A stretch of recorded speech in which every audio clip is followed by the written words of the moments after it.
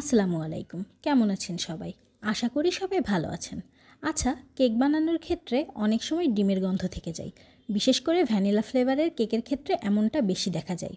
Vanilla essence বা extract ব্যবহার করার পরেও এমন হতে পারে। আসলে এটা কিছু ক্ষেত্রে কেক তৈরির প্রসেস বা ছোট ছোট টিপস ব্যবহার করে দূর করা সম্ভব। যেমন ধরুন, ভ্যানিলা এসেন্স বা ভ্যানিলা এক্সট্র্যাক্টের সঠিক ব্যবহার। ডিমের তুলনায় পরিমাণে কম ভ্যানিলা এসেন্স ব্যবহার করলে ডিমের গন্ধ থেকে যায়। 2টি ডিমের কেকের ক্ষেত্রে সাধারণত হাফ চা চামচ ভ্যানিলা এসেন্স যথেষ্ট। এক্ষেত্রে ভালো ব্র্যান্ডের ভ্যানিলা এসেন্স ব্যবহার করা উচিত। ভ্যানিলা এক্সট্র্যাক্ট ব্যবহার করতে পারলে আরও বেশি ভালো হয়, কারণ এটি প্রাকৃতিক ঘ্রাণের আর বেশি কাজের হয়।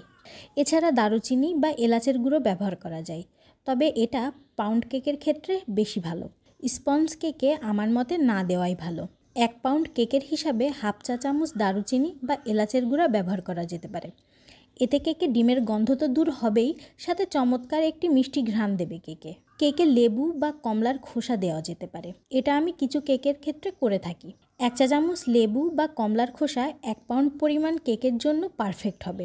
লেবু বা কমলার খোসার নিচের সাদা অংশ বাদ দিয়ে সাবধানে গ্রেটার দিয়ে গ্রেট করে নিলেই হবে। সাদা অংশ নেওয়া যাবে না, এতে খোসায় তিতাভাব চলে আসবে। তখন আবার কেকে আরেক সমস্যা, কেক খেতে কিন্তু তিতা লাগবে।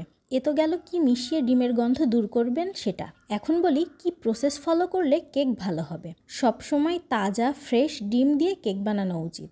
অনেক দিন ফ্রিজে রাখা ডিম দিয়ে কেক বানালে ডিমের গন্ধ আসে। কেক ফুলানোর জন্য তাপমাত্রা যেমন গুরুত্বপূর্ণ, তেমনি ডিমের গন্ধ দূর করতেও এটা বেশ কাজের। স্পঞ্জ কেক যদি অল্প তাপে বেশি সময় নিয়ে বেক করা হয়, তখন ডিমের গন্ধ আসতে পারে। স্পঞ্জ কেকের জন্য 165 থেকে 180 ডিগ্রি সেলসিয়াসে কেক বেক করা ভালো। ওভেন অনুযায়ী তাপমাত্রার হেরফের হতে পারে। এছাড়া কেকে রেসিপি ও ময়দার সাথে সামঞ্জস্য রেখে ডিম ব্যবহার করতে হবে। অতিরিক্ত ডিম দিলে কেক চুপসে যেতে পারে। কেক চুপসে যাবার কারণ অন্য আরেকটি ভিডিওতে শেয়ার করব ইনশাল্লাহ। এ তো গেল কেকের ডিমের গন্ধ দূর করার উপায়। আরও টিপস জানতে আমাদের সাথেই থাকুন। আল্লাহ হাফেজ।